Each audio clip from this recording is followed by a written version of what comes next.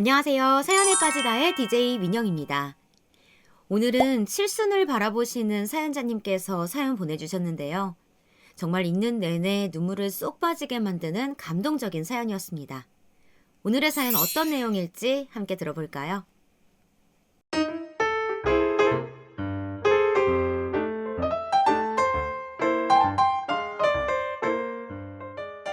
안녕하세요. 저는 이제 내일 모레면 칠순을 바라보는 여자입니다. 마음은 아직 청춘 같은데 언제 이렇게 나이를 먹었는지 모르겠네요. 한동안 외국에서 살다가 오랜만에 한국에 돌아오니 역시 고향이 좋긴 좋습니다. 창밖으로 보이는 동네 풍경에 옛 추억을 떠올리다 보니 제가 살아온 이야기를 들려드리고 싶다는 생각이 들어서 이렇게 사연을 보내게 되었습니다. 제 얘기를 하는 것은 처음이라서 조금 쑥스러운데요. 이야기 시작해 볼게요. 저는 어린 나이에 남편과 결혼하여 7년 만에 떡두꺼비 같은 아들을 하나 낳았습니다. 생각해보면 벌써 40년 가까이 지난 이야기네요. 아들을 낳기 전에는 시부모님과 같이 살면서 구박도 정말 많이 받았는데요. 오래되어서 기억이 흐릿하긴 하지만 밤마다 베개에 얼굴을 파묻고 울 정도로 고된 시집살이가 계속되었습니다. 특히 시어머니는 틈만 나면 제게 욕설을 퍼붓곤 했는데요. 아기를 갖지 못한 너를 괜히 며느리로 들였다고, 너 같은 건 여자도 아니라며 정말 무서운 말들을 아무렇지 않게 하시고, 제가 뭐 하나라도 잘못하면 죽일 듯이 노려보며 더 심한 강도의 노동을 시키곤 하셨습니다. 너 내가 청소하라고 했냐 안 했냐? 여기 더 깨끗이 닦아놓으랬지? 죄송해요, 어머니. 다시 할게요. 내가 우리 집 씨 말려 죽인 며느리 받아주고 참고 사는데 이거 하나 딱딱 제대로 못해? 너 정말 쫓겨나고 싶으냐? 어? 길바닥으로 어디 내쫓겨볼래? 참 서럽게도 시아버진 이를 조용히 바라만 보고 계셨고 남편도 어쩌지 못하였습니다. 항상 저를 안타깝게 생각하긴 했지만 자기 부모에게 대들거나 맞설 생각은 하지 못했죠. 그도 그럴 것이 시어머니의 성격이 워낙 강하셨기 때문에 남편이 제 편을 들면 외려 더 역효과가 나곤 했습니다. 그러다가 드디어 결혼 7년 만에 임신을 하여 아들을 낳게 되었어요. 설마 임신일까? 스스로도 믿기지 않았지만 결과는 임신이었습니다. 이제 내 팔자가 좀 피려나 싶은 마음에 눈물이 주룩주룩 흘러내렸습니다. 아들이라는 걸 알았을 때 처음으로 환하게 웃는 얼굴로 저를 맞아준 시어머니의 얼굴이 아직도 기억이 나네요.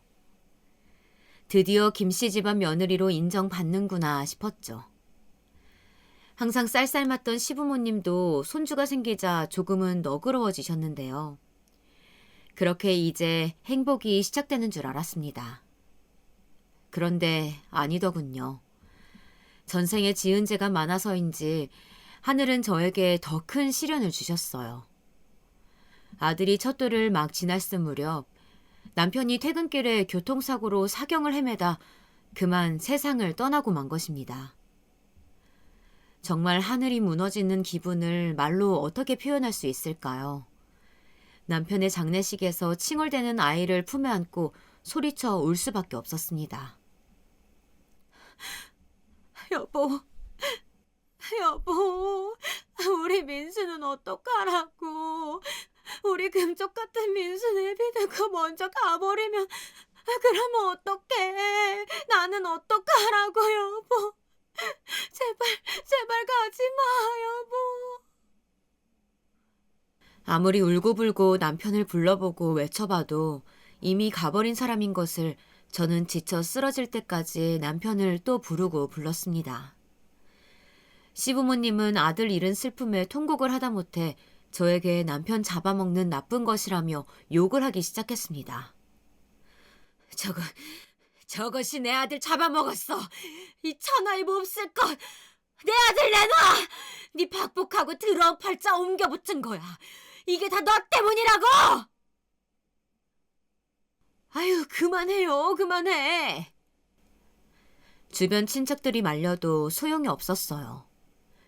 시어머니는 제 멱살을 잡고 뺨을 때리며 내 아들 내놓으라고 발악하기 시작하셨습니다. 저는 정신이 멍해서 뺨을 맞는 와중에도 지금 이 상황이 꿈인지 현실인지 분간이 되질 않았습니다. 그저 몸이 허공에 붕 뜬 것 같고 귀가 먹먹해 소리가 잘 들리지 않았습니다. 그러다가 시어머니의 한마디에 정신이 번쩍 들었는데요. 아들 잡아먹은 것이 내 손주까지 잡아먹으려고 하네. 이렇게 말씀하시면서 제 품에 있던 아이를 뺏으려고 했던 것이죠. 전 아이를 안 뺏기려고 몸싸움을 하고 발버둥을 치다가 그대로 장례식장을 빠져나와 도망쳤습니다. 눈물 콧물 범벅이 된 채로 그저 아이를 뺏기면 안 된다는 생각뿐이었습니다. 저는 그 길로 곧장 집으로 가 간단한 짐만 챙기고 아이와 함께 집을 나왔습니다. 집에서 나온 후 혹시나 아이가 추울까봐 옷으로 꽁꽁 동여매고 목적지도 정하지 않은 채 무작정 버스를 탔습니다. 어디든 좋으니 이 아이와 같이 살 수 있는 곳을 찾기로 하고요. 절대로 시댁에 아이를 뺏길 수는 없었습니다. 버스에 타서 퉁퉁 부은 눈으로 창밖을 보며 눈물을 흘렸는데요. 남편 떠나는 길을 마지막까지 배웅해주지 못해 가슴이 터질 듯이 아팠지만 아들을 뺏기지 않기 위해서 입술을 꾹 깨물고 참았습니다. 입술에 피가 나는 줄도 모르고 입술을 꽉 깨물고 또 깨물었죠. 아직도 기억에 남는 것이 앞좌석에 앉아있던 할머니가 창문에 비친 제 얼굴을 보곤 괜찮냐며 걱정스레 보던 눈길입니다. 그 눈길이 왜 그리 따스하게 느껴지던지 그만 그 자리에서 넋을 놓고 엉엉 울고 말았죠. 버스에 탄 사람들이 저를 이상하게 쳐다보는 시선이 느껴졌지만 그땐 그런 걸 의식할 만한 마음의 여유도 없었습니다. 이럴 때 우리 엄마 아빠라도 있었다면 내가 이렇게 쫓기듯 떠나진 않아도 됐을 텐데. 목이 메이는 서러움에 돌아가신 친정 부모님의 얼굴을 그리며 울고 또 울었죠. 그렇게 아무런 연고도 없는 어느 지역에 도착하여 아이와 둘이 살 만한 조그만 단칸방을 하나 얻었습니다. 다행히 돌아가신 친정 부모님이 남겨두고 가신 돈이 조금 있어서 그 돈으로 방을 구할 수 있었습니다. 그런데 문제는 생활비였어요. 결혼 전에도 후에도 일을 다녀본 적이 없었던 저는 할 줄 아는 게 아무것도 없었고 아직 걸음마도 제대로 못된 아이를 놔두고 일을 다닐 수도 없는 노릇이었죠. 그나마 자신 있던 게 음식이어서 시장 한기퉁이에서 작게 음식 장사를 시작했습니다. 그렇게 저는 시댁과의 연을 끊고 타지에서 새로운 생활을 시작하게 되었습니다. 하지만 음식 장사는 만만치 않았어요. 음식 장사를 시작한 이후로 새벽마다 일찍 아이를 들쳐업고 시장에 나가 부지런히 장사 준비를 했는데요. 그때 시장 상인들의 텃세가 말도 못했습니다. 제가 남편 없이 이러고 있다는 걸 안 몇몇 상인들은 저를 만만하게 보기도 했습니다. 아니, 남편도 없이 뭐 하는 짓이래? 그러니까 말이야. 순댓국 팔면서 소주도 판다는데 하여튼 술 파는 여자들 다 죄다 똑같지 뭐. 뭘 파는지 어찌 알아? 장사하는 순댓국집에 와서 괜히 찔러보고 농담 한마디씩 던져가며 비웃는데 그 수모도 참을 수 없이 엮였고 힘들었습니다. 일부러 버럭버럭 소리를 지르며 꺼지라고 깡 있는 여자인 척 하기도 했어요. 그때마다 마음은 힘들었지만 견뎌야 했습니다. 아이를 생각했죠. 등 뒤에 엎여있는 이 아이, 나 없으면 굶어 죽을 이 아이, 이 아이만 생각하면 뭐든 할 수 있었습니다. 더군다나 종처럼 살았던 시집살이의 세월이 있어서 그런지 매도 맞아본 놈이 맞는다고 이 정도 텃세쯤이야 충분히 이겨낼 수 있다고 생각했습니다. 그렇게 저는 강한 엄마가 되어갔죠. 다행히 등허리에 매달려 있는 아이를 어르고 달래가며 정신없이 장사를 하다 보니 아들과 둘이 근근히 먹고 살 정도는 벌 수 있게 되었습니다. 하지만 매일 저녁 장사를 끝내고 집에 돌아와 아들을 품에 꼭 안고 잠이 들 때마다 그때 장례식장에서 아들을 데리고 도망치지 않았다면 하는 생각에 정신이 아찔해지곤 했습니다. 아마 그때 아들을 뺏겼다면 저는 이미 남편의 곁으로 갔을지도 모른다는 생각이 들어서요. 나에게 하나 남은 이 아이만큼은 누구보다도 더 소중하게 키우겠다고 다짐하고 또 다짐했습니다. 아이는 하루가 빠르게 빨리 자랐어요. 또 하루하루를 소중히 여기며 열심히 살아온 덕분에 아들이 학교에 들어갈 때쯤에는 텃세도 줄어들고 장사를 해서 번 돈으로 이번엔 시내에 식당을 차릴 수 있게 되었습니다. 그래도 음식 솜씨는 좋은 탓인지 입소문으로 단골 손님들이 꽤 많아졌거든요. 제가 이렇게 잘 된 것은 손님들의 덕이라고 생각해서 항상 고마운 마음이 들었습니다. 감사합니다. 다음에 또 오세요. 이 말을 입에 달고 살면서 늘 정성스레 음식을 만들고 깨끗이 식당을 쓸고 닦았죠. 젊은 사람이 아주 부지런한 것 같아. 음식도 맛있고 혼자 애 키우기 힘들 텐데. 그지? 이렇게 옆에서 절 챙겨주시는 분들도 계셨어요. 힘들겠다며 김치도 나눠주고 떡도 챙겨주시는 부동산 사장님부터 저처럼 혼자 아이를 키우셨다는 백반집 사장님까지 제 식당 인근에 계시는 분들이 저를 살뜰히 챙겨주시니 사람 사는 맛도 나고 참 마음이 든든했습니다. 하지만 물론 고마운 사람만 있는 건 아니었죠. 아무래도 식당이다 보니 별별 손님들이 다 있었거든요. 무엇보다 힘들었던 것은 젊은 과보라고 만만하게 보고 치근거리는 남자 손님들이었는데요.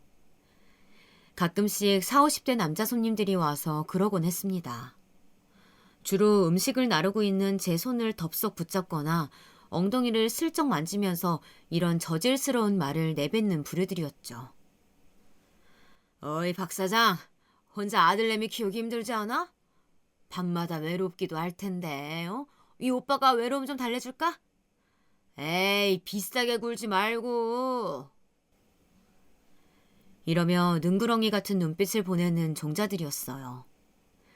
음식을 나르던 쟁반으로 머리를 한 대 쳐주고 싶었지만 겨우 속으로 삭히고 무시하는 것밖엔 할 수 없었습니다. 이럴 때마다 남편이 없는 서러움이 복받쳐 올랐죠. 남편이 있었으면 나를 이렇게 만만하게 보지도 않았을 텐데. 여보, 보고 싶어요. 이런 힘든 일이 있을 때마다 남편이 보고 싶은 마음에 눈시울도 붉혔지만 아들이 보는 앞에서는 최대한 티를 내지 않으려고 노력했습니다. 아들 잘 때 뒤에서 몰래 눈물을 훔칠 뿐이었죠. 그러던 어느 날 저에게 심하게 추근덕거리던 남자 손님 한 명이 추파를 던지며 아예 저희 식당으로 매일같이 출근 도장을 찍기 시작했어요. 이 동네에서 여자와 3번이나 이혼하고 혼자 사는 50대 남자였는데요. 어찌나 철면피인지 제가 아무리 싫다고 거절해도 계속해서 기분 나쁘게 추근대더라고요. 심지어 애가 있는 앞에서도 아무렇지 않게 그러니 옆 가게 사장님들이 모두 걱정하실 정도였습니다. 야, 내가 너 팔자 확 피게 만들어준다니까? 내가 너 이 가게 말고 그냥 집에서 얌전히 살림만 하게 살게 해줄게. 응? 내가 이렇게 보여도 저기 시골에 땅 좀 있고 돈도 있거든? 그 돈이면 이런 가게 100개는 차려줄 수도 있고 네 아들도 대학까지 보내줄 수 있어. 그만하시고 가세요. 좀 제발 싫다니까요. 아이고 좋으면서 튕기긴 왜 튕겨? 어? 너 은근히 바라고 있었잖아. 이때 제 이성의 끈이 툭 끊어진 것 같아요. 시집살이부터 시작해 상인들의 텃세, 이제 날 과부라고 만만히 보고 추접스러운 짓거리를 하는 이 남자놈들까지 이놈들이 제 인생에 들어와 함부로 휘젓고 있는 꼴을 더는 봐줄 수 없었습니다. 그래서 그만 그놈의 면상에 침을 뱉었어요. 그리곤 다시 한 번만 더 오면 가만두지 않겠다고 미친 여자처럼 버럭버럭 소리를 질렀습니다. 그러자 멈칫하던 그놈도 제가 미쳤다며 궁시렁거리다 사라지더라고요. 그 뒤론 이런 일이 줄어들었습니다. 지금 생각하면 그렇게 야단법석을 떨어야 사라지는 세월이고 시간들이었던 것 같습니다. 아들 하나 지고 살아남기 위해선 그렇게 더 단단해져야만 했던 세월이죠. 몇 년이 지나 아들이 중학생이 되면서부터는 학교 끝나고 식당에 와서 일을 도와주곤 했습니다. 그래도 제가 아들을 잘 키우긴 했나 봐요. 주변 상인들에게 저 집 아들은 진짜 효자라고 소문이 났으니까요. 학교 끝나고 매일 와서 엄마 일 도와주는데 손도 빠르고 싹싹하게 일을 잘한다고요. 가끔씩 단골 손님들이 서빙하는 제 아들에게 용돈을 쥐어주기도 했어요. 안 와도 된다니까. 넌 공부만 해도 돼. 아님 친구들이랑 놀든가. 응? 싫어. 나도 도울래. 여기 와 있는 게 더 재밌고 좋아. 전 아들이 그저 친구들과 철없이 놀고 오락하는 모습이 더 좋았습니다. 근데 제가 말려도 자긴 여기가 좋다며 꼭 식당에 붙어 있었습니다. 아마도 제가 식당에서 험히 일하는 걸 눈으로 귀로 보고 듣고 다 알았던 모양이었습니다. 엄마에게 혹시나 무슨 일이 생기면 안 되니 자기가 지켜줘야 한다며 식당에 꼭 붙어 있곤 했는데요. 그런 모습이 안쓰럽기도 하고 기특하기도 했습니다. 아들이 크면서 더 이상 잘 때 꼭 껴안고 자진 않았지만 그래도 잠이 든 아들의 얼굴을 바라보면 저절로 미소가 지어지곤 했어요. 아직 제 눈엔 아기 같은데 새근새근 잠이 든 아들의 뽀얀 이마를 쓰다듬기도 하고 볼을 어루만지기도 하면서 이 아이가 내 전부라는 걸 느꼈습니다. 커가면서 남편을 점점 더 닮아가는 모습에 가슴 한편이 아리기도 했지만 저에게 남편이 남긴 소중한 선물이라 이 아이를 위해서라면 내 몸이 부서져도 좋다고 생각했습니다. 이러한 저의 사랑을 아들도 느꼈는지 다른 집 아들내미들이랑은 다르게 애정 표현도 잘하고 다정한 아이로 자라주었습니다. 그러던 어느 날 너무 속상한 일이 터지고 말았는데요. 엄마 힘들다고 무리하지 말라면서 식당에서 저 대신 음식을 하다가 뜨거운 냄비가 엎어져 손을 심하게 데이고 말았습니다. 으아, 뜨거워! 저는 아들의 비명소리에 깜짝 놀라 주방으로 달려갔어요. 바닥에는 펄펄 끓던 냄비가 엎어져서 난장판이 되어 있고 아들의 손은 빨갛다 못해 까맣게 부어올라 있었습니다. 아들은 대인 손을 붙잡고 바닥을 뒹굴며 고통스러워하고 있었어요. 어머, 어떡해! 순간 눈앞이 노래졌습니다. 너무 놀란 나머지 병원에 데려갈 생각도 못하고 발을 동동 구르기만 했습니다. 그러다가 비명소리를 들은 옆 가게 사장님이 오셔서 저희를 병원에 데려다 주셨습니다. 가는 내내 얼마나 눈물이 났는지 아들의 손을 잡아주지도 못한 채 울기만 했어요. 역시나 병원에서는 심한 화상이라더군요. 그 후로 한동안 병원을 다니며 화상 치료를 했지만 화상으로 인해 피부가 위축되는 바람에 아들의 오른손은 흉측하게 번해버렸고 손가락이 잘 구부러지지 않는 상태가 되고 말았죠. 저는 아들의 손을 볼 때마다 매일 가슴을 치며 울었습니다. 이 못난 엄마 때문에 네가 이렇게 된 것 같아. 정말 미안해. 네가 식당 일을 하지 말았어야 했는데. 모든 게 제 탓인 것만 같았습니다. 아들이 절 지켜주겠다고 식당에 오지만 않았어도 이런 일은 없었을 텐데. 내 몸으로 낳은 내 새끼에게 내가 무슨 짓을 한 건지 온갖 후회와 상념에 젖어 정신을 차리지 못했습니다.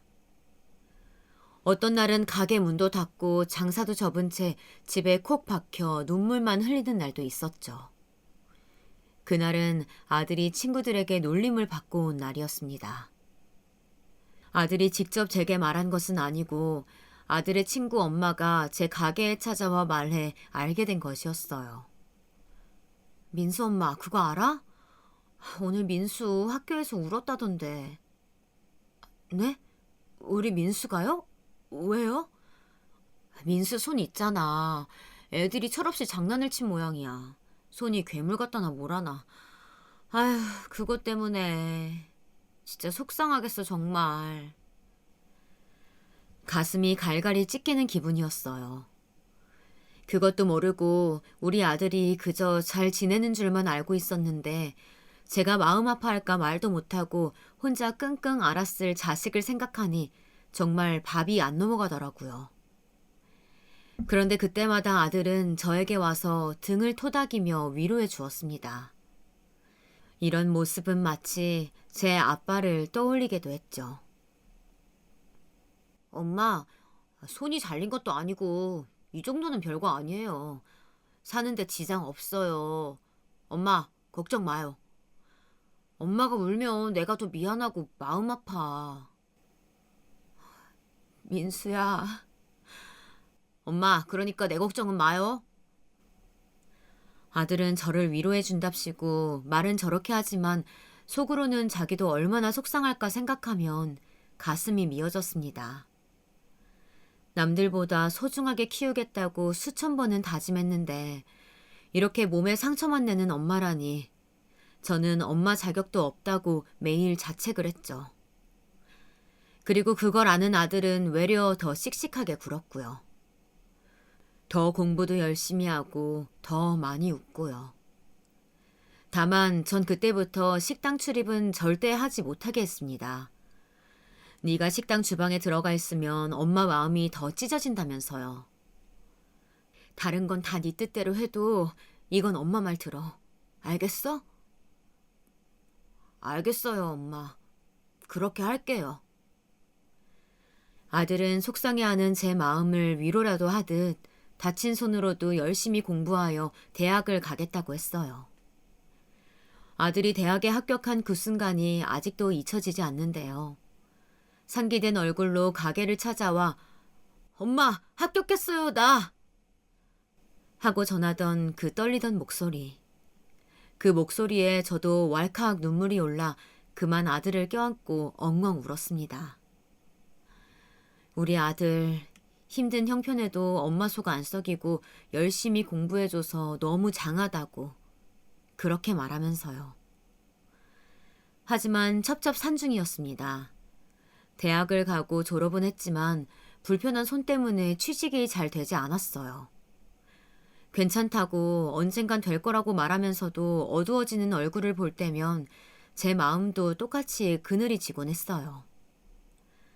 그러다 너무 감사하게도 단골 손님 중 한 분이 아들을 좋게 봐주었던 건지 먼저 제의를 하시더라고요. 저번에 아들 취업 안 돼서 속상하다고 하셨잖아요. 저희 친척분 한 분이 작은 회사를 하시는데 나름 탄탄하고 괜찮아요. 어떠세요? 얼마나 기쁘던지 그저 그분께 감사하다며 몇 번이나 손을 꼭 붙들고 말했어요. 그렇게 아들은 그분의 소개로 어느 회사에 들어가게 되었고 들어가게 된 회사에서 아들은 누구보다도 열심히 일했습니다. 정해진 출근 시간보다 1시간 더 일찍 출근해 청소도 하고 야근도 마다하지 않으면서 다른 사람 업무까지 도왔습니다. 옆에서 지켜보는데 무리하는 거 아닌가 싶을 정도로 회사를 열심히 다니더라고요. 그리고 그렇게 회사를 몇 년 다니다가 결혼할 여자가 있다며 여자친구를 집에 데리고 왔습니다. 아들의 여자친구를 처음 본 순간 이렇게 참한 아가씨가 있을까 싶었어요. 체구는 작지만 동그란 얼굴에 나긋나긋한 성격, 온화한 미소까지 정말 마음에 드는 아가씨였어요. 그리고 저한테 하는 말투나 행동만 봐도 좋은 어른들 밑에서 바르게 자랐구나 하고 알 수 있더라고요. 이렇게 괜찮은 아가씨가 손이 불편한 우리 아들과 결혼하겠다니 저로서는 마다할 이유가 없었습니다. 그래서 저는 결혼을 허락했고 그쪽 집안에서도 우리 아들을 좋게 봐주셔서 결국 그 참한 아가씨는 제 며느리가 되었답니다. 아들 내외는 결혼식을 간소하게 올리고 신혼집은 따로 구하지 않고 저희 집에서 살았는데요. 제가 아들과 같이 살던 집에 며느리가 집만 추가해서 같이 살게 된 거죠. 그래도 시어머니랑 같이 사는 게 여간 불편한 게 아닐 텐데 그런 내색이 전혀 없더라고요. 오히려 저를 친정 엄마처럼 편하게 대해주어서 너무 고마웠습니다. 우리 집에 들어왔을 때부터 어색해하지도 않고 밝게 적응을 잘하더라고요. 저에게 말동무도 되어주고 요즘 아가씨들답지 않게 새침한 면도 없고요. 그렇게 잘 지내던 와중 어느 주말에 아들이 지방 출장을 가 며느리와 저만 집에 있을 때였는데요. 커피를 한 잔 타오며 저에게 이렇게 말하더군요. 어머니, 저는 어머님이 너무 좋아요. 제 엄마 같아요. 그러니까 어머니도 저를 친딸처럼 생각해 주세요. 오빠는 아들, 저는 딸. 딸 하나, 아들 하나 낳았다고 생각하시면 어때요? 며느리의 갑작스러운 말에 웃음이 빵 터졌습니다. 우리 며느라기 아무리 그래도 내가 시어머니인데 불편하지도 않나 봐요. 별로 잘해준 것도 없는데 제가 너무 좋다고 말하는 며느라기의 미소에 사르르 녹아서 입꼬리가 살살 올라갔습니다. 그래, 우리 딸. 엄마도 딸이 생기니 너무 좋다. 우리 앞으로도 잘 지내보자. 저는 저한테 찰싹 달라붙어 귀엽게 쳐다보는 며느리의 팔짱을 끼며 대답했어요. 저도 며느리도 즐거워서 한참을 깔깔거렸습니다. 그 이후로는 저는 며느리를 정말 딸이라고 부르며 친하게 지냈는데요. 그렇게 제 딸이 되어준 며느리는 평일에 회사를 다니면서도 일찍 퇴근하는 날이건 늦게 퇴근하는 날이건 매일 제 식당에 나와 일을 도왔습니다. 사실 혼자 일하다 보니 일손이 많이 부족하긴 했거든요. 몇 년 전부터 맛집이라고 소문이 나서 다른 지역에서도 찾아와 주시다 보니 기존에 있는 식당으로는 감당이 안 되었었고 더 큰 가게가 필요해 맞은편 상가로 옮긴 직후였습니다. 장사가 망하기도 쉬운 일이지만 저는 운이 좋았던지 그래도 열심히 한 만큼 조금씩 커지게 되더라고요. 처음에 아들을 키우기 위해 시장 바닥에서 고생했던 시절부터 해서 시내의 작은 식당으로 옮기고 지금은 이렇게 큰 식당으로 발전하기까지 이 식당에 쏟았던 땀과 애정은 말로 다할 수 없죠.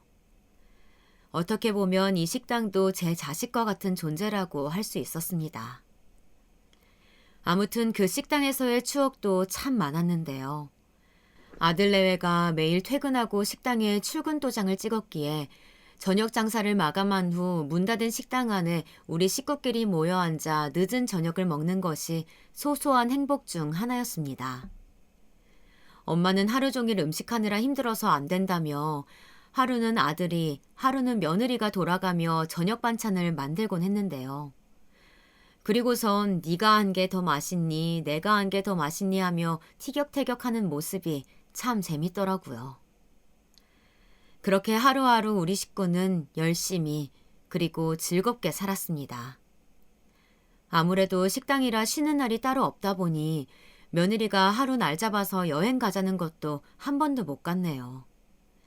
지금 생각하면 식당 하루 이틀 문 닫는다고 큰일 나는 것도 아닌데 한번 갔다 올 걸 하는 후회가 가장 큽니다. 하여튼 매일매일 바쁘게 살았던 것 같아요. 그리고 아들 내외가 결혼한 지 3년 정도 되었을 때였습니다. 최근 들어서 아들이 거의 새벽 늦게 일을 마치고 오더라고요. 원래는 야근을 하더라도 그 정도는 아니었는데 거의 새벽 3, 4시쯤 들어와 대충 씻고 몇 시간 못 자고 다시 나가더라고요. 그러다가는 몸이 축날 텐데 하고 걱정했지만 어쩔 수 없는 도리였습니다. 저는 아들이 너무 바빠 보이길래 며느리에게 물었습니다. 얘, 민수는 요새 왜 이렇게 바쁘다니? 그러자 며느리는 뭔가 숨기는 게 있는지 누나를 살짝 굴리고선 대답하더라고요. 글쎄요. 요즘 회사에 일이 갑자기 많아졌나 봐요. 그런데 금방 괜찮아진다고 했어요. 너무 걱정 마세요, 엄마. 오빠 바쁜 동안은 제가 2배로 더 많이 도와드릴게요. 며느리는 저에게 약속이라도 하듯이 말하더군요. 도와줄 사람이 없어서 물어본 건 아니었는데 어쨌든 며느리가 그렇게까지 얘기하길래 회사가 한창 바쁜 철인가 보다 하고 대수롭지 않게 넘겼습니다. 그리고선 몇 주가 흘러 어버이날이 되었어요. 아들 내외가 어버이날이라고 한우를 사왔길래 식당 영업이 끝난 후 저녁에 둘러앉아 같이 고기를 구워 먹었습니다. 애들이 사온 고기라서 그런가 더 맛있더라고요. 아들이 고기를 굽고 있는데 표정이 조금 안 좋아 보였어요. 자꾸 인상을 찌푸리고 가슴 한쪽을 만지작거리는 모습이 자꾸 보였습니다. 그래서 제가 물었죠. 얘, 너 어디 아프니? 왜 이렇게 표정이 안 좋아? 아휴, 며칠 전부터 자꾸 가슴이 답답하고 얹힌 것처럼 속이 더부룩하더라고요. 그저께 밥을 좀 급하게 먹었더니 체했나 봐요. 아들이 체한 것 같다길래 팔을 주무르고 등을 쓸어내려 주었습니다. 그런데 안색이 창백하게 많이 안 좋은 것 같더라고요. 아이고, 너 손 좀 따야겠다. 가만히 있어봐. 바늘이 어디 있더라? 저는 이렇게 말하고선 바늘을 찾으러 자리에서 일어났는데요. 식당에서 일하다 보면 가끔 옷이 트어질 때가 있어서 반지꼬리를 카운터 서랍 안쪽에 넣어두고 쓰곤 했거든요. 그런데 일어나서 바늘을 찾으러 가고 있는데 갑자기 쿵 하는 소리와 함께 의자가 넘어지는 소리가 들렸습니다. 여보, 왜 그래? 엄마, 오빠가 쓰러졌어요. 며느리의 소리 지르는 소리에 깜짝 놀라 뒤돌아보니 아들이 바닥에 쓰러져 있더라고요. 쓰러지면서 들고 있던 집게며 가위며 의자까지 바닥에 다 널브러져서 난리도 아니었습니다. 그 순간의 풍경이 아직도 잊혀지지 않습니다. 손에 화상을 입고 비명을 지르던 어린 아들의 모습과 겹쳐지면서 손이 덜덜 떨리는데 갑자기 정신이 어지러졌습니다. 어머, 얼른 119 불러 119 얼른! 저는 며느리에게 당장 구급차를 부르라며 소리쳤고 며느리는 덜덜 떨리는 손으로 겨우겨우 119에 전화하더니 빨리 좀 와달라고 애원했습니다. 저는 며느리와 함께 구급차가 올 때까지 아들의 팔다리를 주물렀습니다. 아들의 얼굴은 하얗다 못해 새파랗게 질려가는 것 같았고 팔다리는 점점 차가워지는 느낌이었어요. 저는 울부짖으며 아들을 붙잡고 흔들었습니다. 아들, 일어나! 제발 일어나! 하지만 아무리 붙잡고 흔들어도 미동이 없는 아들은 제 속도 모르고 점점 차갑게 식어가고 있었습니다. 그리고 몇 분 지나지 않아 구급차가 도착했고 아들은 들것에 실려 황급히 병원으로 향했습니다. 병원에 도착하여 응급실에서 아들의 심폐소생술이 이루어지는 동안 저와 며느리는 병원 바닥에 주저앉아 평소에 믿지도 않던 신을 찾으며 기도하고 또 기도했습니다. 아들을 기다리는 그 순간은 거의 영겁에 가까운 시간처럼 길게 느껴졌습니다. 몇 시간이나 흘렀을까요? 시간의 흐름도 인식하지 못하고 있던 그때 응급실에서 의사 선생님이 나오시더니 한마디 하시더군요. 어머님, 아드님은 사망하셨습니다. 심장마비라고 했습니다. 이제 나이 32살에 심장마비라니. 저는 그 말을 듣자마자 끝없는 소용돌이 속으로 빨려 들어가는 느낌이 들었습니다. 깊이가 어느 정도인지 모를 정도의 새까만 물속으로 하염없이 가라앉고 또 가라앉는 느낌이었어요. 저는 아무 말도 하지 못하고 그대로 쓰러졌습니다. 어디선가 먼 곳에서 엄마라고 하며 울부짖는 소리가 들려오는 것 같기도 했습니다. 쓰러진 후 시간이 얼마나 지났을까요? 정신을 차려보니 제가 병실 안에 누워있더라고요. 손에 따뜻한 감촉이 느껴져 내려다보니 며느리가 제 손을 꼭 잡고 퉁퉁 부은 눈으로 잠들어 있었습니다. 제가 부스럭거리자 며느리가 일어나서는 엄마 하고 말끝을 흐리더니 울기 시작했어요. 순간 아들이 죽었다는 사실이 실감이 났습니다. 꾸미기를 바랬었는데, 꾸미기만을 바랬는데 다시금 돌아온 차가운 현실 감각에 그만 저는 팔에 꽂고 있던 링거 바늘을 뽑고 아들을 봐야겠다며 고집을 부렸습니다. 내 아들이 죽었을 리가 없다고 소리치면서요. 옆에서 며느리가 제 몸을 붙잡고 말려보았지만 죽을 힘을 다해 뿌리쳤습니다.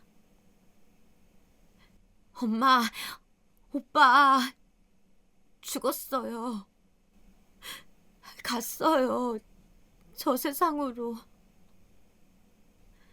하지만 결국 며느리와 한참을 몸싸움 하던 끝에 아들이 없다는 사실을 깨달으면서 갑자기 온몸에 힘이 쭉 빠져 털썩 주저앉았습니다.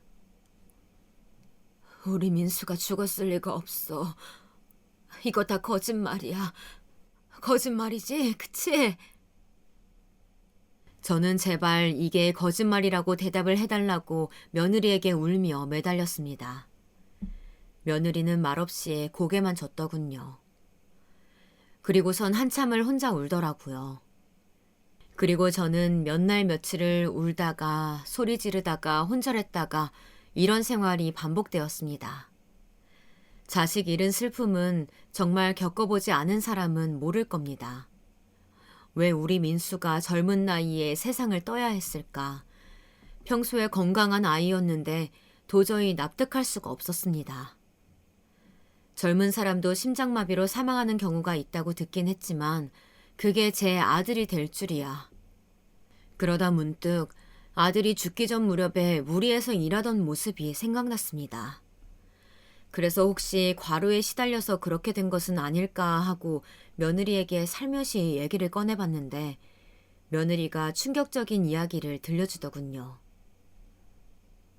엄마, 사실은요. 며느리의 입에서 나온 말은 저를 죄책감에 견딜 수 없게 만들었습니다. 제가 평소에 식당 일로 온몸이 쑤시다 보니 TV를 틀면 가끔 홈쇼핑에 나오는 안마의자를 보며 저거 한번 써보고 싶다고 지나가듯이 말한 적이 있었거든요. 그런데 아들이 그걸 듣고 어버이날 저에게 그 비싼 안마의자를 선물하고 싶다며 돈을 마련하기 위해 일부러 야근에 특근까지 자처해서 했다는 것을요. 그리고 아들이 쓰러진 날 원래는 그 안마의자를 받기로 되어 있었답니다. 저는 며느리를 붙잡고 땅을 치며 오열했습니다. 민수야, 그깟 안마의자가 뭐라고. 그딴 거 필요 없으니까 다시 돌아와. 제발, 제발 민수야. 엄마가 미안해. 엄마가 그런 말을 하지 말았어야 했는데. 민수야. 저는 그날 이후로 삶의 의지를 완전히 잃었습니다. 무섭게도 30년 전 아들 잡아먹는 년이 손주를 잡아먹으려 한다고 했던 시어머니의 말이 떠올랐습니다. 정말로 저는 남편도 아들도 잡아먹을 팔자였던 걸까요? 그때 남편의 마지막을 끝까지 지키지 않고 아들을 안고 도망쳤던 벌을 이제야 받는 걸까요? 저는 제 입에 들어가는 밥도 물도 거부하였습니다. 저는 살아서는 안 되는 인간이었어요. 그냥 하루라도 빨리 아들 곁으로 가고만 싶었습니다. 며느리는 그런 저를 병원에 입원시켜가며 죽지 못하게 막더군요. 내가 내 아들 만나겠다는데 못 만나게 하는 며느리가 믿기도 했습니다. 며느리는 저에게 식당 단골 손님들이 많이 걱정하고 기다린다며 엄마가 평생 일궈온 식당을 위해서라도 힘들겠지만 기운 내보자고 몇 번씩이나 위로를 했습니다. 네, 제가 평생 일궈온 식당이요. 그 식당은 아들을 위해서 시작한 일이었죠. 처음에는 어린 아들을 키우기 위해, 그리고 나중에는 아들내외와 잘 살기 위해 일궈온 식당이었습니다. 하지만 이제 아들이 없는데 그게 무슨 소용인가요? 아들이 죽기 전에는 식당에서 음식을 만드는 게 아무리 힘들어도 즐거웠는데 지금은 아무런 의욕도 들지 않았습니다. 그저 모든 게 귀찮을 뿐이었죠. 그렇게 저는 하루하루 병원에서 멍하니 허공만 바라보며 호송세월을 보냈습니다. 그런 생활을 2달 가까이 했던 것 같아요. 그러다가 어느 날 반가운 연락이 왔습니다. 저의 친언니한테서 연락이 온 것인데요. 저는 일찍 돌아가신 부모님 외에 가족이라고는 언니 하나 있었는데 언니는 일찍 결혼하여 외국으로 떠난 지 오래되어 거의 연락도 안 하고 지냈었거든요. 거의 남이나 마찬가지였습니다. 그런데 언니가 제가 아들이 죽고 폐인이 되었다는 소식을 어디서 듣고선 연락을 한 거였어요. 언니는 저보고 한국에서 그러고 있지 말고 자기 사는 곳으로 와서 같이 지내자고 했습니다. 저도 연락을 안 해서 소식을 몰랐는데 형부도 몇 년 전 돌아가셔서 언니도 혼자 외롭다고 하더라고요. 저도 여기에 있으면 계속 아들 생각만 나서 괴로운데 외국에 가면 좀 나아질까 하는 생각이 들어 그렇게 하기로 결정하고 말았습니다. 그러고선 외국으로 가기 위한 모든 준비가 끝난 후 며느리를 불러 얘기했습니다. 제가 외국으로 떠난다는 소식을 처음 들은 며느리는 화들짝 놀라더군요. 엄마, 정말 가실 거예요? 저는요? 식당은요? 식당은 전부터 눈독 들이던 사람이 있어서 내가 얼마 전에 팔아버렸다. 너한테 상의도 안 하고 결정한 건 미안해. 그리고 내 너한테 줄 게 있다. 저는 고이 준비한 통장을 꺼내 며느리에게 건네주었습니다. 며느리는 통장을 열어보더니 눈이 동그래져서 저를 쳐다보았어요. 엄마, 이게 뭐예요? 식당 처분한 돈하고 내가 평생 모은 돈 전부 거기에 들어가 있다. 너에게 주고 가마. 어찌되었든 너도 내 소중한 딸이잖니. 너도 아직 젊은데 나도 있고 우리 민수도 있고 이 돈으로 새 출발하기 바란다. 엄마, 제가 어떻게 엄마랑 오빠를 잊어요. 저 이 돈 못 받아요. 저는 통장을 돌려주는 며느리의 손을 붙잡고 억지로 며느리의 품에 다시 집어넣었습니다. 엄마 말 들어. 난 이제 늙어서 돈도 필요 없지만 넌 아직 앞날이 창창하잖니. 엄마는 네가 부족하지 않게 행복하게 사는 게 소원이야. 내 마지막 소원이니까 거절하지 말고 제발 받아주라. 나처럼 과부로 살지 말아라. 과부 팔자 외로워. 제가 이렇게까지 말하니 며느리는 차마 더 거절을 못하고 조용히 눈물만 흘리더라고요. 그렇게 저는 전 재산을 모두 며느리에게 주고 외국으로 떠났습니다. 그리고 저는 외국으로 떠나자마자 며느리와 모든 연락을 끊었어요. 혹시나 새 출발하는데 제가 방해가 될까, 새로 좋은 사람을 만나게 되더라도 전 시어머니와 아직 연락을 한다고 하면 안 좋게 볼까 봐서요. 그리고 며느리도 제 걱정하지 말고 행복하게 살았으면 좋겠다고 생각했습니다.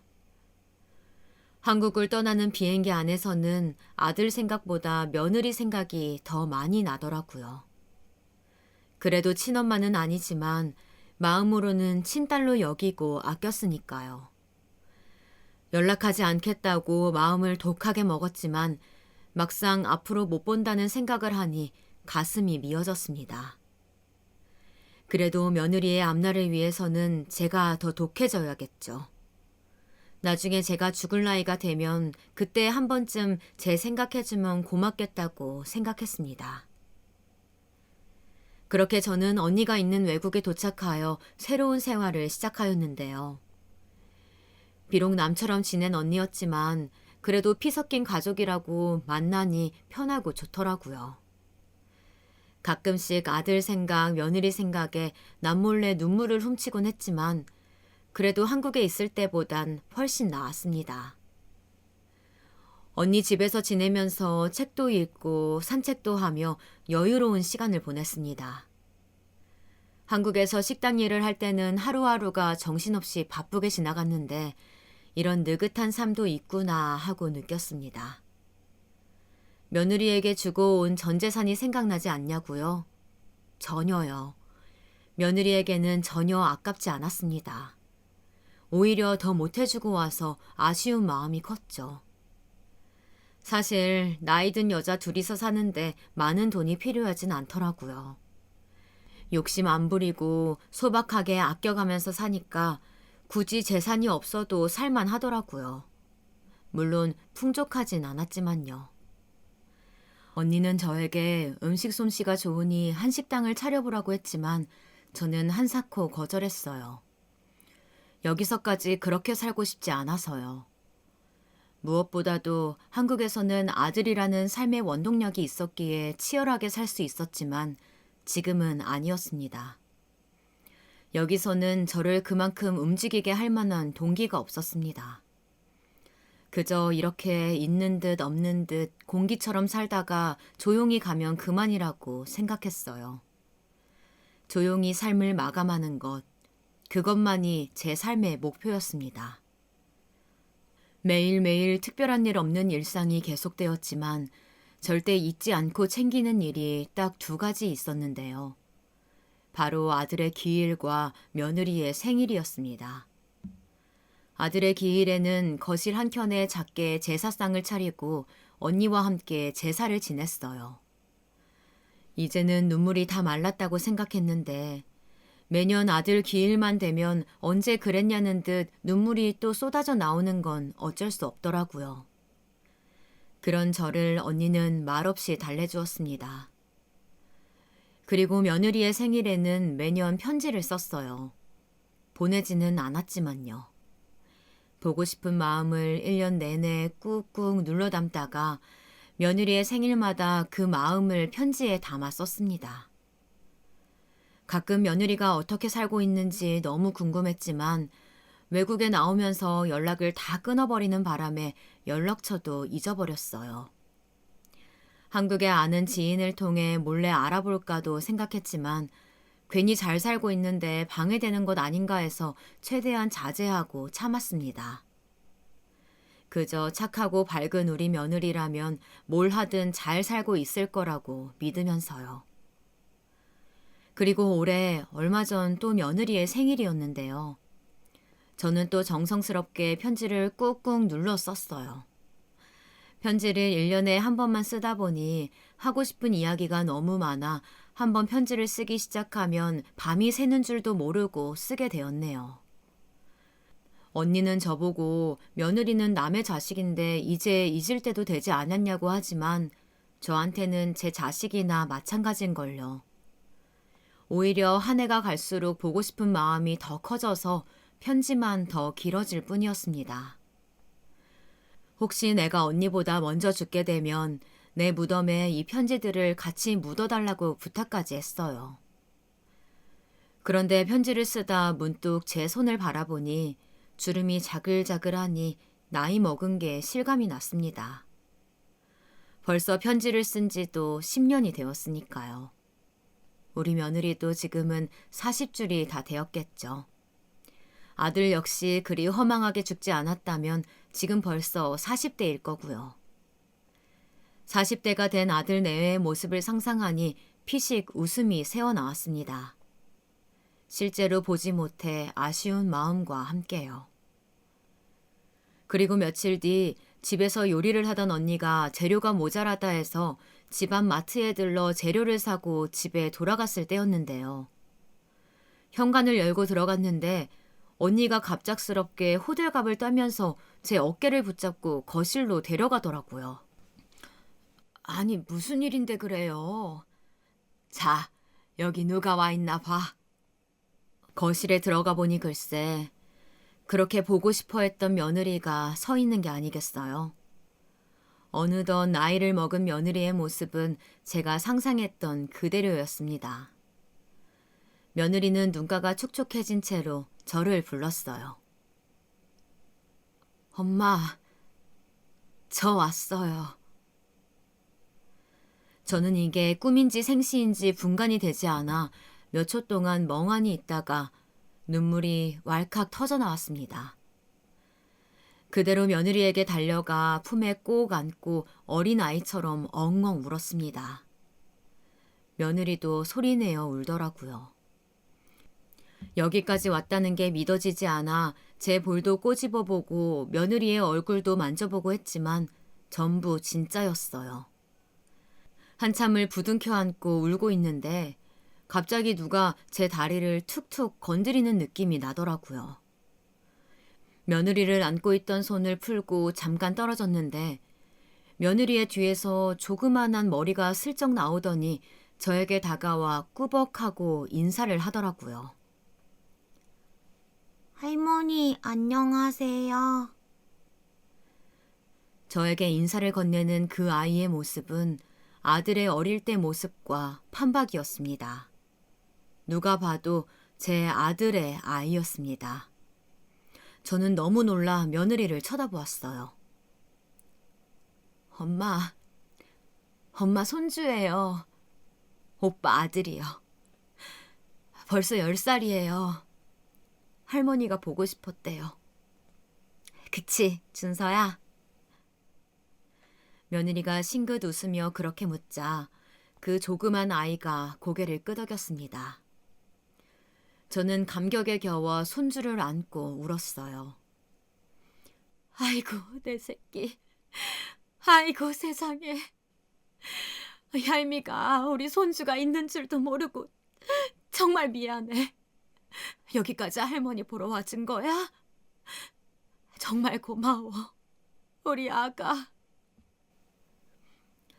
저는 손주의 얼굴을 축축한 손으로 쓰다듬었습니다. 그리고 소파에 앉아 손주를 무릎에 앉혀놓고 그간 있었던 이야기들을 들었습니다. 며느리가 말하길 제가 한국을 떠날 때까지 임신인 줄도 모르고 있었다고 해요. 그런데 제가 떠난 후 임신인 걸 알게 되어서 저에게 알리고 싶었지만 제가 연락을 끊는 바람에 연락할 방도가 없었다고 하네요. 그래서 혼자서 아이를 키우며 저를 만나기 위해 수소문하다가 10년 만에 제가 사는 곳을 알게 되어 찾아오게 되었답니다. 아이고, 내가 바보지. 내가 바보야. 너 잘 살랍시고 연락도 끊고 보고 싶은 거 참느라 혼났는데 우리 민수가 이렇게 예쁜 선물을 남겨두고 간 것도 모르고 정말 미안하다 얘야. 저는 너무 미안한 마음에 며느리의 손을 쓰다듬으며 훌쩍거렸습니다. 그런데 며느리는 이제라도 만났으니 괜찮다며 보여줄 게 있으니 한국으로 같이 돌아가자더군요. 저는 더 이상 망설일 게 없었어요. 곧바로 짐을 쌌습니다. 그리고 며느리와 손주와 함께 한국으로 돌아갔습니다. 한국으로 돌아가는 비행기 안에서 손주랑 도란도란 이야기를 하는데 어찌나 즐겁던지 내 인생에 다신 없을 행복을 만끽했습니다. 손주는 처음에는 잠깐 저를 어색해하더니 지 엄마를 닮아서 금방 저에게 할머니 할머니 하면서 따르더라고요. 한국에 도착하니 며느리가 배고프다고 밥부터 먹자면서 원래 살던 동네로 저를 데려갔습니다. 원래 살던 동네인지 알아보지 못할 정도로 많이 바뀌어 있더군요. 새로 지은 고층 아파트에 높은 상가에 세월이 많이 지나긴 지났구나 실감했습니다. 그리고 며느리가 여기가 맛집이라며 어느 건물 앞에 차를 세웠는데요. 차에서 내린 저는 식당 간판을 보고 그 자리에서 놀라 쓰러졌습니다. 어머, 이건... 저는 말을 잇지 못했습니다. 간판 이름이 제 식당 이름과 같았거든요. 간판 디자인은 제가 운영하던 식당과 달랐지만 이름은 같았어요. 며느리가 당황해하는 제 손을 이끌고 식당 안으로 들어가자 식당 안에 있던 직원들이 며느리에게 인사하더군요. 사장님 오셨어요? 식당은 제가 운영하던 시절보다 더 커 보였습니다. 장사가 잘 되는지 손님도 많아서 북적거리더라고요. 며느리는 테이블에 앉아 음식을 시킨 뒤 자초지종을 설명해 주었어요. 제가 한국을 떠나기 전 지인에게 팔아버린 식당을 며느리가 웃돈을 주고 다시 사들였다는 얘기를요. 엄마가 30년 평생 읽어오신 가게인데 남주기는 너무 아깝잖아요. 그래서 내가 다시 사버렸죠. 여기에 우리 엄마 피땀이 얼마나 들어갔는데. 나 잘했죠? 며느리는 얄궂은 표정을 지으며 저에게 말했습니다.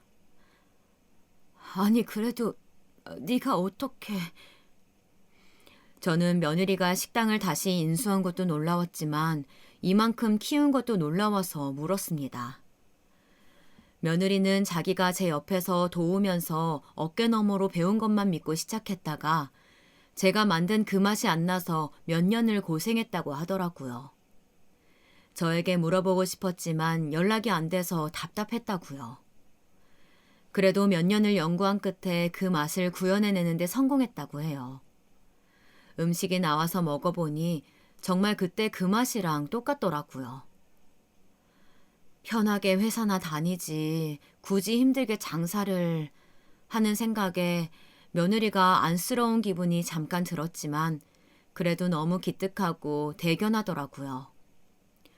그리고 제가 포기해버리고 놓아버린 그 식당의 명맥을 이어갈 수 있게 해준 그 마음이 너무 고마웠습니다. 며느리가 운영하는 제 식당, 아니 이제는 며느리의 식당이죠. 며느리의 식당에서 설레는 마음으로 식사를 하며 식당 안을 둘러보니 1호점이라는 문구가 눈에 띄더라고요. 궁금한 마음에 며느리에게 물었습니다. 1호점? 그럼 2호점도 있는 거니? 엄마, 2호점도 있다뇨. 12호점까지 있는걸요? 저는 너무 놀라서 입을 틀어막았습니다. 믿을 수가 없어 핸드폰을 꺼내 식당 이름을 인터넷에 검색해 보았더니 정말이더라고요. 전국 곳곳에 대도시마다 하나씩 제 식당 이름이 있더라고요. 무슨 점 하면서요. 저는 핸드폰에서 한참을 눈을 못 떼다가 감격에 겨워 또 울고 말았습니다. 정말 잘 됐다. 너무 잘 됐어. 네가 이렇게 잘된 모습을 보니 진짜 내가 내일 죽어도 여한이 없구나. 이게 다 엄마 덕분이에요. 저 쓰라고 주신 돈 아니었으면 이렇게 하지도 못했을걸요? 엄마, 너무 감사해요. 그리고 며느리는 말을 이어갔습니다. 이번에 옆 동네에 13호점도 오픈하거든요. 그래서 말인데 엄마가 13호점 맡아주면 어때요? 뭐? 내가 13호점을? 엄마 나이도 있으니 요리는 직접 안 하셔도 되고요. 그냥 직원들 관리하고 운영만 맡아주시면 돼요. 그리고 엄마가 이 식당의 원조 사장님이니까 고칠 점 있는지 보고 조언해 주시는 역할 해주셨으면 좋겠어요. 그냥 총괄 이사라고 생각해 주세요. 저는 선뜻 대답을 하지 못했습니다. 며느리가 저를 찾아온 이후 믿을 수 없는 일들이 계속 벌어져서요. 총괄 이사라니 평생 식당 하나만 운영하던 저에게는 생각도 못 해본 명칭이었습니다. 그리고 여기서 식당을 다시 맡으려면 언니랑 살던 외국 생활도 다시 정리해야 하고요. 마음은 정말 고맙지만 생각할 게 많았습니다. 며칠을 고민하고 언니랑도 상의해본 끝에 결국 외국 생활을 청산하고 한국으로 다시 돌아오기로 했습니다. 이번에는 언니도 함께요. 언니도 이제 저랑 10년을 같이 사니 다시 혼자가 되는 건 적적해서 싫다고 하더라고요. 며느리가 넷이서 살 수 있는 큰 집을 알아봐서 거기에 다 같이 살기로 했습니다. 외국 생활을 청산하는 데에는 생각보다 시간이 별로 걸리지 않았어요. 언니도 저도 가진 게 별로 없어서 정리하는 데 어렵지 않더라고요. 그리고 지금 한국에 돌아와 넷이 살기 시작한 지 한 달이 되었습니다. 저는 예전의 의욕도 되찾고 매일매일 식당에 열심히 출근하고 있습니다. 며느리가 여기까지 키워온 식당 제가 망가뜨리면 안 된다는 마음으로 제가 혼자 운영하던 시절보다 더 열심히 신경 써서 관리하고 있습니다. 손주는 학교 끝나고 제가 운영하는 13호점에 매일 놀러 오는데 오면 밥도 먹이고 얘기도 하고 보내곤 해요. 지금은 며느리 덕에 아등바등 살던 예전과는 비교도 할 수 없을 만큼 경제적 여유가 생겼어요. 아마 세상엔 저보다 훨씬 부자도 많겠지만 제 기준에서는 이 정도면 차고 넘칠 정도로 많다고 생각합니다. 그래서 손주가 갖고 싶어하는 책이나 물건들도 마음껏 사줄 수 있어서 정말 좋습니다. 언니는 동네 어르신들 상대로 기초 영어를 가르치는 봉사를 하고 있어요. 언니 역시 저처럼 한국 생활에 만족하고 있어서 정말 다행입니다. 오늘은 오랜만에 네 식구가 모여 같이 식사를 했는데요. 며느리가 워낙 바쁘다 보니 같이 식사를 할 시간이 별로 없었거든요. 그런데 예전에 아들 내외와 셋이서 식사하던 시절이 생각나 뭉클했습니다. 작은 입으로 오물오물 열심히 밥을 먹는 손주를 보니 가슴이 벅차오르더군요. 아참, 제가 10년 동안 썼던 편지는 며느리에게 전해주지 않았어요. 앞으로 함께할 날들이 많으니 못다한 이야기는 직접 하는 게 좋을 것 같아서요. 창밖의 풍경이 오늘따라 참 정답게 느껴지네요. 10년 전과는 많이 달라졌지만 그래도 저에게는 소중한 감상을 불러일으키는 풍경입니다. 남편을 잃고 아들을 잃고 저에게는 항상 박복하고 힘든 일만 있을 줄 알았는데 알고 보니 세상에서 제일 행복한 사람이었다는 걸 깨달았네요. 이렇게 오늘도 행복을 느끼면서 마음속으로 다짐합니다. 저에게 일어난 이 기적들을 하루하루 되새기며 앞으로 열심히 살아가겠다고요. 여러분들에게도 기적이 일어나길 바랄게요. 항상 행복하시길 바랍니다. 제 사연 끝까지 들어주셔서 감사합니다.